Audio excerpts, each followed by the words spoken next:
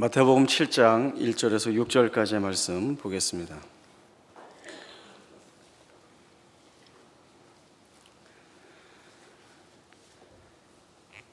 마태복음 7장 1절에서 6절까지의 말씀 봉독하겠습니다.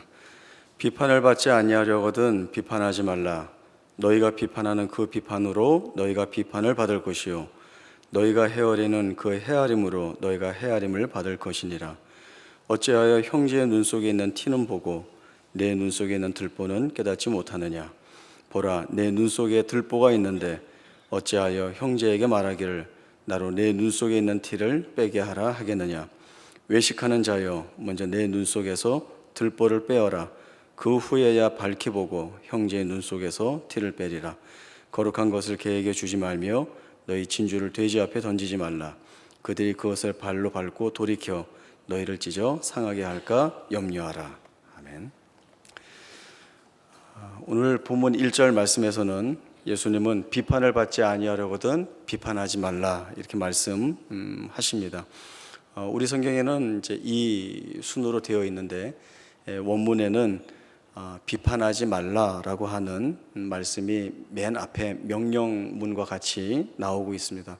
그래서 우리가 읽고 있는 성경보다는 그 강조하고 또 그 강조점을 두는 의미가 훨씬 강도가 있다 이렇게 생각이 되어집니다.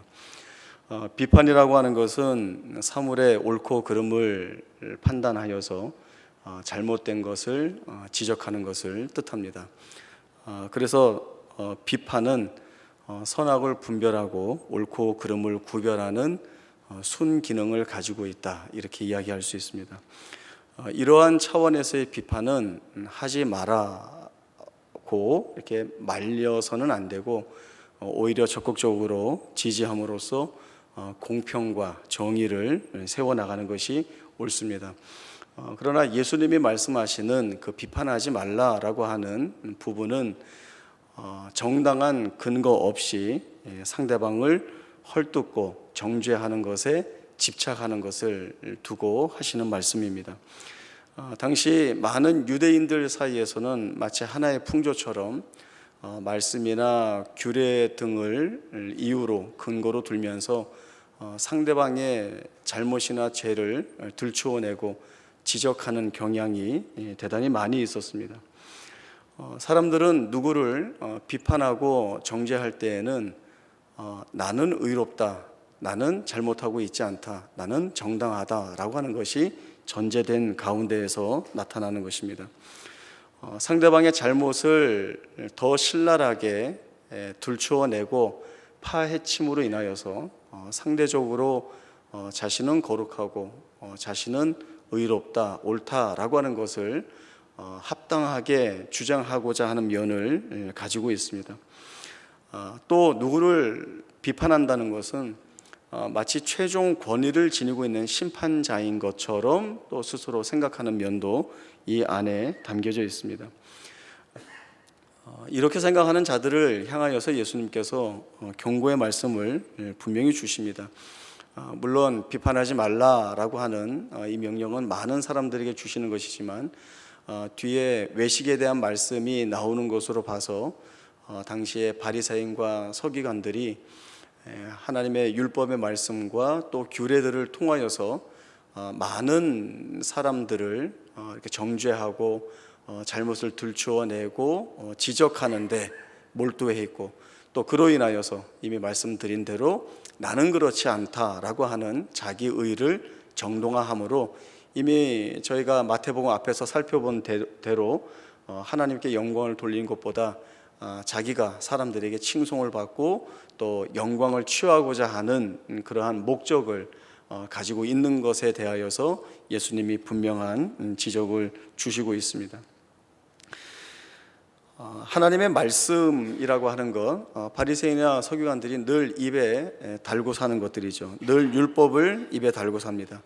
그리고 율법을 많이 지키고 있는 모습들을 사람들 가운데 보이고 있습니다. 그러나 실제적으로 하나님의 말씀을 기뻐하고 그 말씀에 순종함으로 누리게 되는 복이 무엇인지는 다 놓치고 있는 것입니다.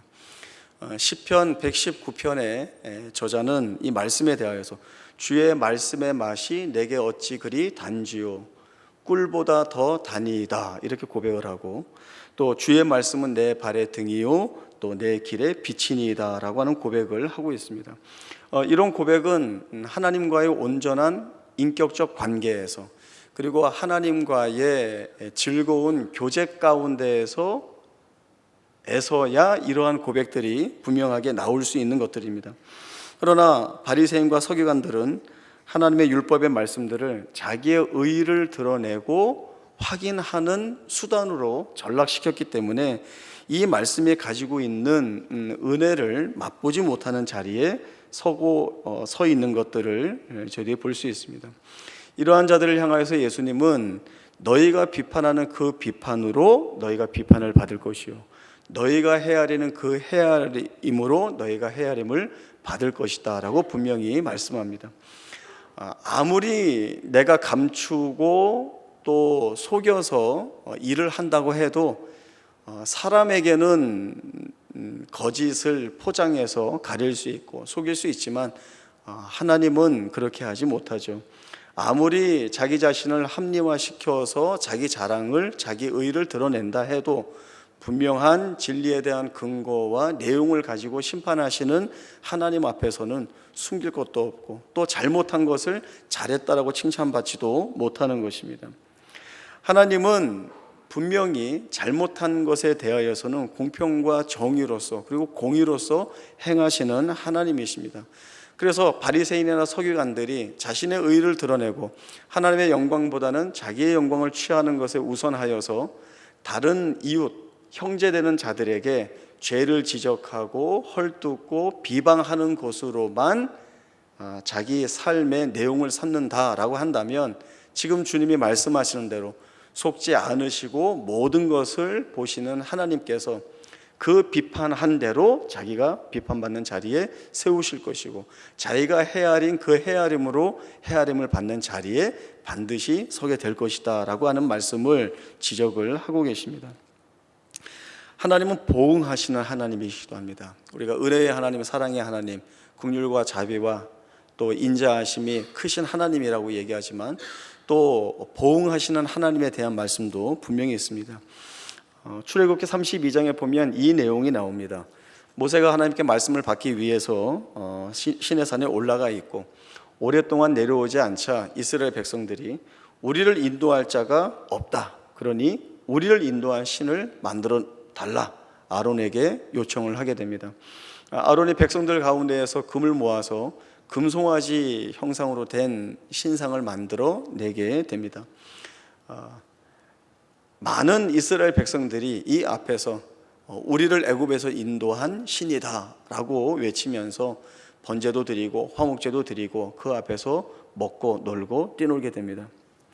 하나님은 이들을 향하여서 목이 뻣뻣한 백성이다, 이들을 내가 다 진멸하겠다 말씀하시는데 모세가 이 하나님 앞에 이 중보 기도를 올려드리죠. 하나님, 어찌하여 그 큰 권능과 강한 손으로 하나님의 백성을 진멸하려 하시나이까?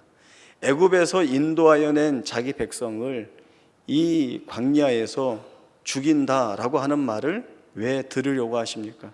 뜻을 돌이키사 주의 백성에게 이 화를 내리지 마옵소서. 이 기도를 하나님 앞에 올리죠. 하나님은 모세의 기도에 귀를 기울이십니다. 그리고 모세가 기도한 대로 이스라엘 백성들에게 화를 내시지 않습니다. 그리고 이스라엘 백성들에게 가지고 계셨던 그 약속을 이루어 가시기 위하여서 하나님은 다시금 이 백성에게 약속의 말씀을 주십니다. 그런데 이제 여기가 아주 생각해 볼 만한 문제입니다. 모세가 산에서 내려옵니다. 내려와서 분노합니다. 백성들 앞에. 내려와서 모세가 한 행동은 하나님으로부터 받은 그 말씀의 판들을 던져서 깨뜨려 버립니다. 그리고 만들었던 금송아지를 불살라서 가루로 만들어서 물에 타서 이스라엘 백성들에게 다 마시게 합니다. 자기 형인 제사장 아론을 추궁하고, 그리고 이 말을 합니다. 누구든지 여호와의 편에 선 자는 내 곁에 와서 서라. 그러니까 레위인들이 나와서 서죠. 이 레위인들에게 모세가 명령한 것은 이제 허리에 칼을 차고 진 이 문에서 저 문까지 왔다 갔다 하면서 너희의 형제 이웃을 죽이라, 이렇게 명령을 합니다.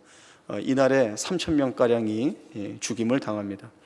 그리고 이 모세가 다시 하나님 앞에 나아가서 엎드립니다. 이스라엘 백성들이 하나님께 범죄하였다는 것을 그가 고백을 하고, 그러나 사해 주실 것을 하나님 앞에 간구합니다. 그리고 이제 거기에서 이 기도를 하죠. 하나님, 이 백성을 다 진멸하시려면 주께서 주의 책에서 내 이름도 지워주십시오. 이 중보 기도를 올리게 됩니다. 이때 하나님이 주시는 말씀이 있습니다. 여기는 저희가 한번 찾아보겠습니다. 출애굽기 32장 30절에서 34절입니다. 구약성경 132쪽 출애굽기 32장 30절에서 34절까지 봉독하겠습니다. 이튿날 모세가 백성에게 이르되 너희가 큰 죄를 범하였도다. 내가 이제 여호와께로 올라가노니 혹 너희를 위하여 속죄가 될까 하노라 하고, 모세가 여호와께로 다시 나아가 여짜오되 슬프도소이다. 이 백성이 자기들을 위하여 금신을 만들어 싸우니 큰 죄를 범하였나이다. 그러나 이제 그들의 죄를 사하시옵소서. 그렇지 아니하시면 원하건대 주께서 기록하신 책에서 내 이름을 지워버려 주옵소서. 여호와께서 모세에게 이르시되 누구든지 내게 범죄하면 내가 내 책에서 그를 지워버리리라. 이제 가서 내가 네게 말한 곳으로 백성을 인도하라. 내 사자가 내 앞서 가리라. 그러나 내가 보응할 날에는 그들의 죄를 보응하리라. 이 말씀은 죄를 짓고 회개하면 그 죄를 다 용서받을 수 있습니다. 하나님이 보응하시겠다라고 하는 이 말씀을 하시는데, 이것은 말로만 용서해 주고 나중에는 내가 다 심판하겠다, 이러한 의미가 아닙니다. 이스라엘 백성들이 범죄하였지만 하나님은 내가 앞서 가겠다라고 하는 이 말씀을 주심으로 인하여서 하나님의 택하신 이스라엘 백성들을 친히 이끌어 가실 것을 다시 한번 말씀을 해 주십니다. 이 백성에 대하여 가지고 계신 뜻, 이 백성에게 대하여 가지고 있는 모든 목적을 하나님이 일하시는 것으로 다 이루시겠다는 말씀을 다시 한번 분명하게 주고 있습니다. 그러나 이스라엘 백성들이 기억해야 할 것이 있습니다. 그것은 내가 죄를 지었는데 아무 의미도 없이 유야무야 아무렇지도 않게 지나가지는 않는다를 알아야 된다는 것입니다. 하나님의 보응하시는 것에 대하여서, 왜요? 하나님은 공평과 정의의 하나님이십니다. 범죄한 것을 범죄 안 한 것으로 치시는 하나님이 아닙니다.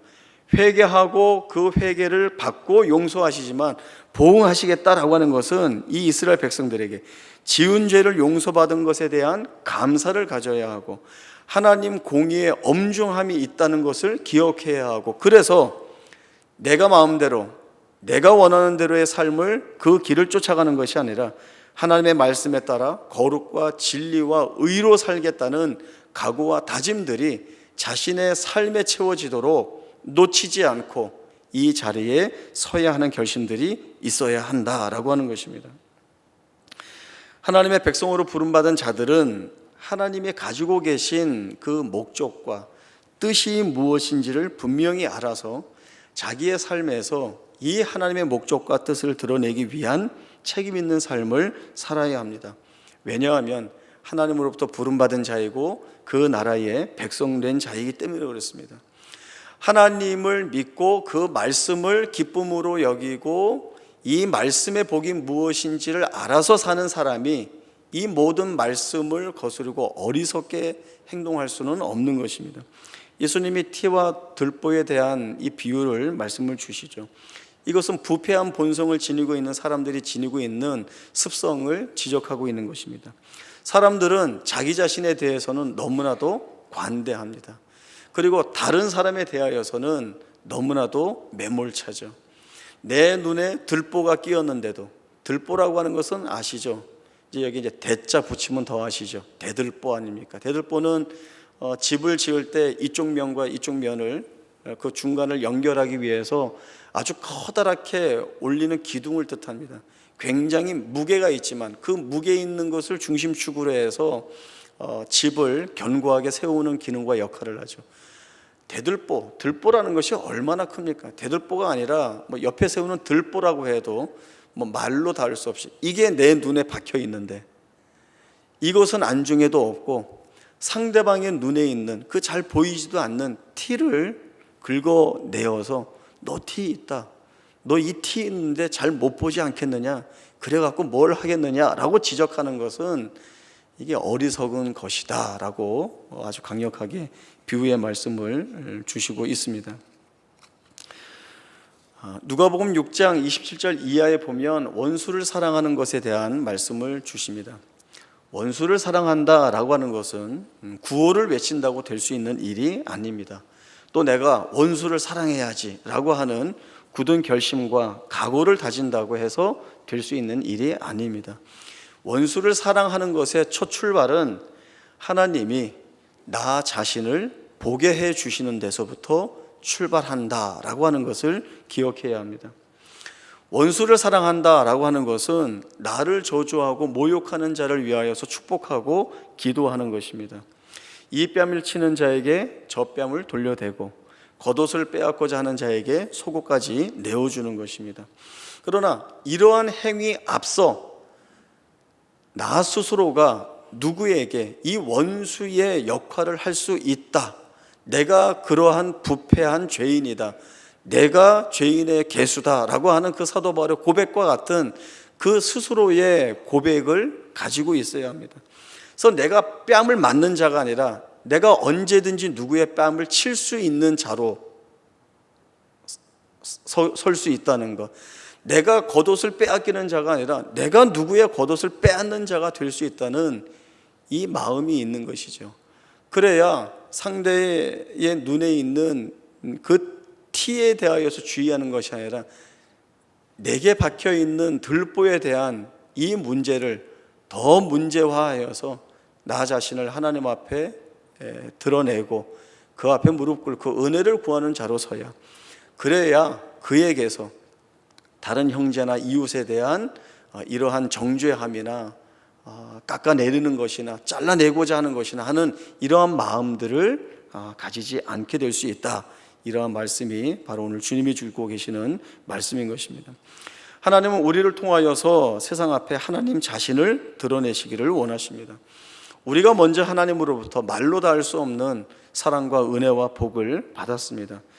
우리가 하나님으로부터 아무 조건과 이유가 없는 때, 가장 악랄하고 극악한 죄인의 자리에 있을 때에 하나님이 찾아오셔서 이 사랑과 은혜와 복을 베풀어 주셨다고 한다면, 그 하나님이 우리의 생애를 통해서 세상 앞에 드러나시고자 하는 것은 바로 우리가 세상 앞에, 우리의 형제와 이웃 앞에 그들의 조건과 이유와 형편과 모습과 상관없이 그들을 기꺼이 하나님께 받은 그 사랑의 모습과 같은, 마음과 같은 것으로 그들을 기꺼이 받아들이고 사랑하고 함께 교제하고 복을 나누는 것이 옳다라고 하는 것입니다. 받을 만한 조건이 되어야 된다거나 아니면 그럴 만한 이유가 있어야 되지 않는다라고 하는 이 말이 아니라, 조건과 이유가 없을 때에도 우리를 찾아오셔서 하나님 자신이 생명을 내어주신 그 사랑의 빛을 받은 자로서 우리가 어떠한 삶의 결심과 내용을 가져야 되는가라고 하는 것은 분명합니다. 저는 운전을 잘합니다.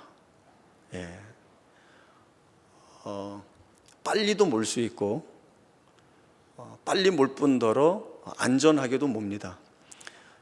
저는 차 양쪽으로 2cm 여유만 있으면 지나갈 수 있습니다.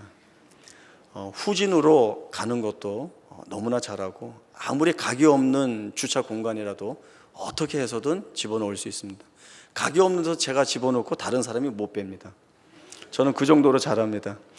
그래서 이제 젊어서 그 혈기가 있을 때에는 운전 못하는 사람들을 이해하지를 못했어요. 운전을 못하면 바깥 차선으로 빠지든가 하지, 왜 저렇게 추월 차선에 서서 나가지도 않고 교통 흐름을 방해하고 왜 저러는가, 저러면 지하철 타는 게 나을 텐데, 이제 이런 것들을 마음껏, 왜 차 안에 이제 혼자 있으니까요, 마음껏 발산하고 막 이렇게 하고 다녔어요. 그러나 이제 요즘은 그렇게 하지 않습니다. 조금 나이가 들어서 원숙해진 게 아니라 이 마음이 든 겁니다. 요즘은 누가 그런 사람이 이렇게 앞에 서면은 저 스스로 차 안에서 이 이야기를 크게 외칩니다. 하나님이 이 사람과 함께 이 세상에서 살란다. 무슨 뜻인지 아세요? 하나님이 이 사람과 이 세상에서 함께 살란다. 그리고 천천히 갑니다. 그 뒤에서. 이제 빠지면 그 다음에 제가. 그리고 그 사람이 괜히 내가 뭐 추월하거나 이렇게 해서 위협받지 않도록 아주 거리도 띄워주고 그렇게 갑니다. 훌륭해졌죠. 하나님이 너 좋아하는 사람하고만 살지 마라. 너한테 잘해주는 사람하고만 살지 마라.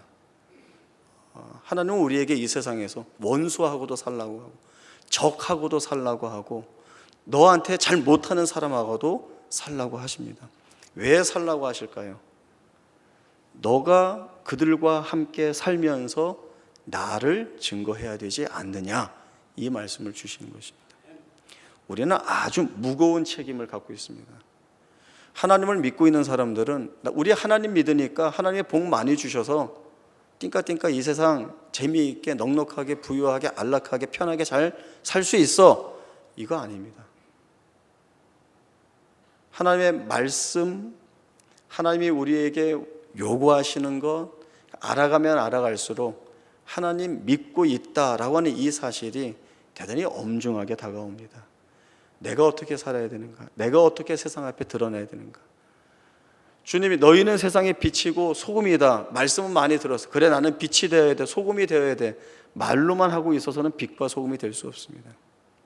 주님이 주시는 이 말씀, 하나님이 우리에게 어떠한 삶을 요구하는지, 그 삶을 살아나가면서 내가 받는 불이익이나 어려움이나 짐을 져야 하거나 힘든 일을 겪어야 하는 것이 있다고 한다면 세상 사람들의 습성은 다 버리고 도망가는 것이지만, 외면하는 것이지만 우리는 그렇게 할 수 없습니다. 우리는 짐을 져야 하고 십자가를 지고 나가야 되는 것이 하나님이 우리에게 맡겨주신 책임이고, 그것이 하나님 앞에 선 우리의 운명입니다. 도망갈 수 없습니다. 어려운 이 길을 가야 합니다. 이 길을 가면 힘들고 어렵지만 하나님만이 또 우리에게 주시는 은혜로 그 힘든 자리에서 우리는 감사를 고백하고 찬송을 올려드릴 수 있습니다. 하나님이 우리에게서 이 일을 하십니다. 우리가 맡고 있는 이 귀한 책임이 얼마나 막중한가, 그러면서도 얼마나 복된가, 이 사실을 놓치지 마시고 주님이 오늘 우리에게 주신 말씀을 우리의 마음속에서 잘 새겨두고 실제적인 우리의 삶에서 드러내어 하나님을 기쁘시게 하는, 하나님께 영광을 돌리는 복된 우리의 생애가 될 수 있기를 바랍니다. 기도하겠습니다. 하나님 아버지, 은혜를 감사합니다. 내 이웃을 내 몸과 같이 사랑하라 라고 하는 말씀은 늘 우리가 말씀에서 듣고 보고 또 경청하는 말씀이지만, 이 말씀이 지니고 있는 그 높은 뜻과 또 그 안에 하나님의 담아 놓으신 그 한량없는 은혜의 기품을 우리가 다시 한번 깨닫기를 소원합니다. 하나님의 세상에 우리를 두신 것은 하나님을 드러내 보이기 위한 삶을 살아내고, 또 그로 인하여서 하나님 우리에게 주시는 은혜와 또 하나님께 영광된 삶을 사는 것이 우리의 복인 것을 확인하였습니다. 오늘 우리에게 주시는 하나님의 요구가 무엇인지, 그 말씀에 순종하는 것이 무엇인지 알게 하여 주시고, 또 우리의 성회를 통하여서 하나님 드러내는 이 일에 귀하게 쓰임받는 인생이 되게 하여 주시어서 우리의 이웃과 형제를 사랑하고 품고 껴안고 함께 가고, 그리하여 우리의 생애 가운데에서 하나님의 복되게 드러나시는 그 일들을 믿음으로 잘 감당하는 저희 모두의 생애가 되게 하여 주옵소서. 거룩하신 예수님의 이름으로 기도하옵나이다. 아멘.